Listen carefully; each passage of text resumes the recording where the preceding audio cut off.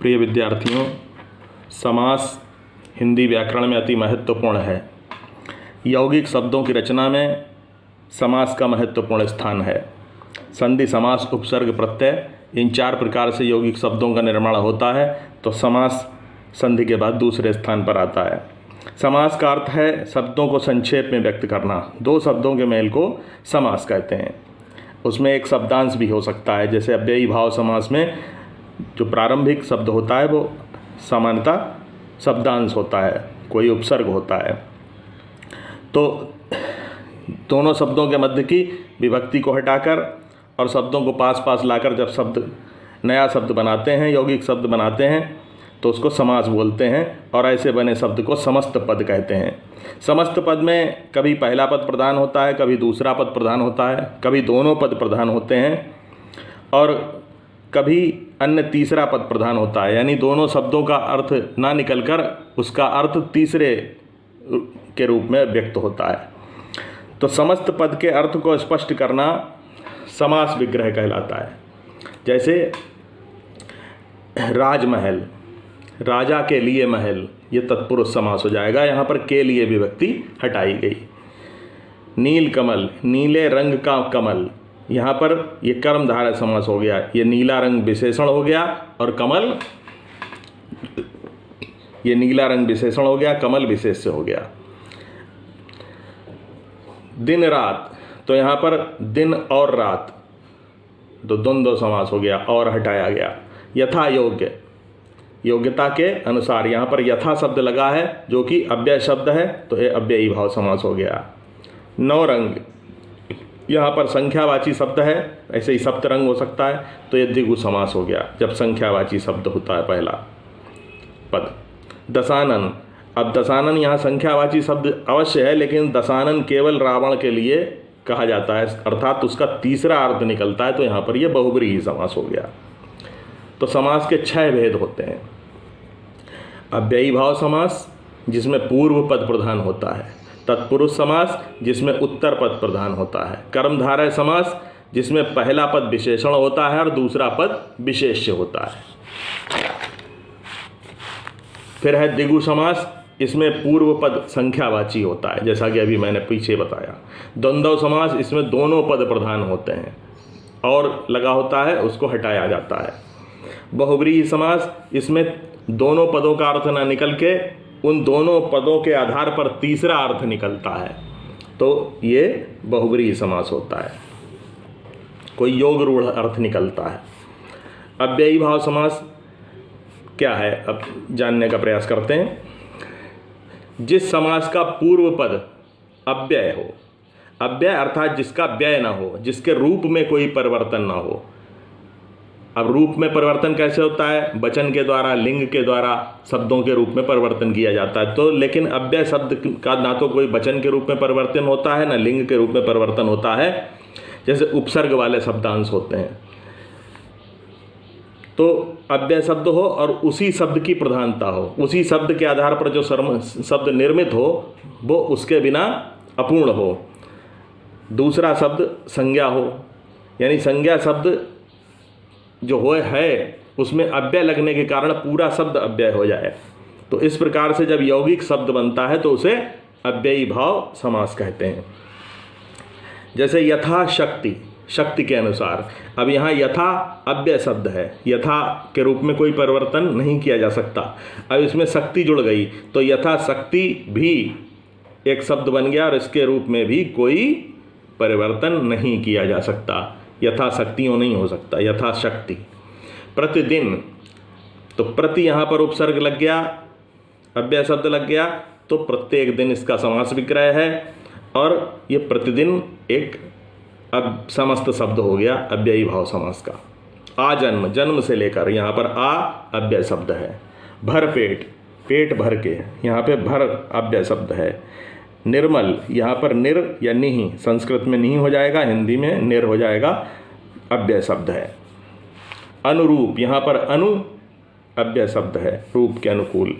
उपगंगा, यहाँ पर उप अर्थात समीप अव्यय शब्द है। यथोचित, यहाँ पर यथा अव्यय शब्द है। अब दूसरा महत्वपूर्ण समास है आपके लिए तत्पुरुष समास। जिस समास में दोनों पदों के मध्य की विभक्ति का लोप होता है, यानी कर्ता यानी जो कारक चिन्ह होता है उसका लोप होता है। कर्ता कारक को छोड़कर कर्म से लेकर अधिकरण कारक तक के चिन्हों का जब लोप होता है तो वहाँ तत्पुरुष समास होता है। तो पूर्व पद के जिस कारक चिन्ह का लोप होता है वह उसी कारक का तत्पुरुष भेद कहलाता है। जैसे अगर कर्म कारक के चिन्ह का लोप हुआ तो कर्म तत्पुरुष कहलाएगा, करण कारक के चिन्ह का लोप हुआ तो करण तत्पुरुष कहलाएगा। इसी प्रकार से संप्रदान अपादान आदि तत्पुरुष होंगे। अब कर्म तत्पुरुष को समझते हैं। इसमें पहला पद कर्म कारक होता है और समस्त पद में को का लोप होता है। जैसे स्वर्ग को प्राप्त, तो यहाँ पर को हट गया, स्वर्ग प्राप्त शब्द बन गया। वैराग्यम आपन्न, वैराग्य को प्राप्त, वैराग्य को आपन्न, वैराग्य की ओर आया हुआ, तो यहाँ पर को हट गया तो वैराग्यम आपन्न, वैराग्य को प्राप्त शब्द बन गया, वैराग्यम आपन्न। ये कर्म तत्पुरुष हो गए। करण तत्पुरुष जिसमें से ये के द्वारा जो कारक होता है उसका चिन्ह होता है से या के द्वारा। इसमें पहला पद करण कारक होता है और समस्त पद में से या के द्वारा का लोप हो जाता है। जैसे रक्त रंजित, रक्त से रंजित या रक्त के द्वारा रंजित, खून से सनी हुई, तो रक्त रंजित तलवार शब्द आता है प्रयोग करने में। तो ये रक्त रंजित क्या है? कर्ण तत्पुरुष समास है। निराला कृत, निराला के द्वारा कृत, तुलसी कृत, तुलसी के द्वारा कृत, तो ऐसे किसी भी लेखक के द्वारा कृत या बनाया हुआ। चिंता के द्वारा ग्रस्त, चिंताग्रस्त, चिंता से ग्रस्त, चिंताग्रस्त। रेखा के द्वारा अंकित या रेखा से अंकित, रेखांकित, तो ये सारे कर्ण तत्पुरुष हैं। संप्रदान तत्पुरुष, इसमें के लिए चिन्ह का लोप होता है। समास करते समय कारक चिन्ह के लिए का लोप हो जाता है। जैसे धर्मशाला, तो उसका विग्रह होगा धर्म के लिए शाला।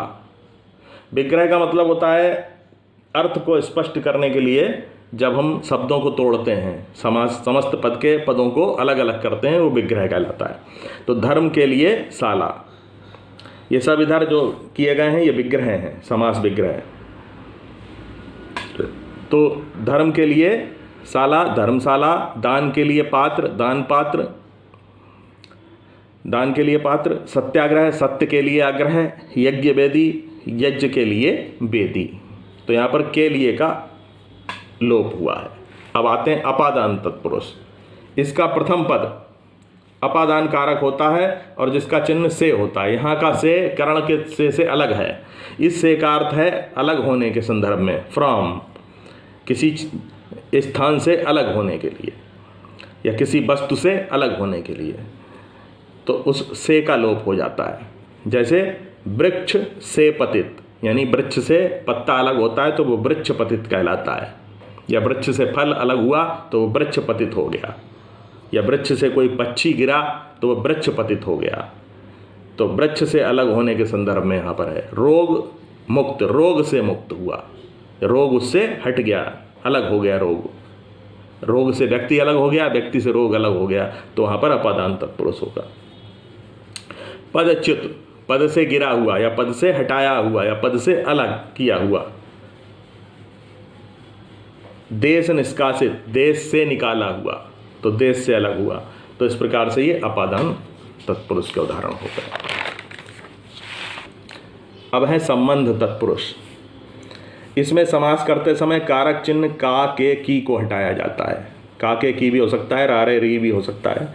सेना का पति, सेना का पति, सेनापति, का हटा दिया गया। सभापति, सभा का पति, इसका विग्रह हो गया। राजपुत्र का विग्रह, राजा का पुत्र हो गया। गंगा जल का विग्रह, गंगा का जल हो गया। शैलपुत्री का विग्रह, शैल यानी पर्वत की पुत्री हो गया। बौद्ध भिक्षु का विग्रह, बौद्ध संप्रदाय के भिक्षुक। विश्वास पात्र का विग्रह, विश्वास का पात्र। ऐसे और भी बहुत से शब्द आपको मिलेंगे जिनका मैं विग्रह आपको बताऊंगा और आप पूछेंगे तो मैं बताऊंगा, और नहीं तो समय मिला तो अन्य पुस्तकों से और उदाहरण भी आपको बता दिए जाएंगे। तो इस प्रकार से यहाँ पर सभी में का, के, की हटाया गया है संबंध कारक का चिन्ह हटाया गया है और यहाँ पर समस्त पद बनाया गया है, तो ये संबंध तत्पुरुष समास कहलाएगा। अधिकरण तत्पुरुष, इसका पूर्व पद अधिकरण कारक होता है और समास करते समय कारक चिन्ह में में और पर को हटाया जाता है, इन ऑन जिसे अंग्रेजी में समझते हैं। तो में और पर, जैसे अश्व पर आरोही अश्वारोही, गुरु में भक्ति में हटाया गया यहाँ पर, वहाँ पर हटाया गया। जल में मग्न, यहाँ पर में हटाया गया, जलमग्न सामासिक शब्द हो गया। वनवास, यहाँ पर समस्त पद या सामासिक पद हो गया और में हटाया गया, वन में वास। समाधिस्थ, समाधि में स्थित, समाधिस्थ, तो ये भी अधिकरण तत्पुरुष का समस्त पद हो गया। तो इस प्रकार से आप विग्रह करना सीख गए होंगे और समास को पहचानना भी सीख गए होंगे। आपके कक्षा 9 में केवल 2 ही समास हैं, अव्ययी भाव समास और तत्पुरुष समास, इसलिए मैंने तत्पुरुष समास के भेदों को भी विस्तार से आपको बता दिया। और शेष समास मैं अपने चैनल पे बाद में बता दूंगा। फिलहाल आप अपना कोर्स का इतना ही समझिए। आज के लिए इतना ही।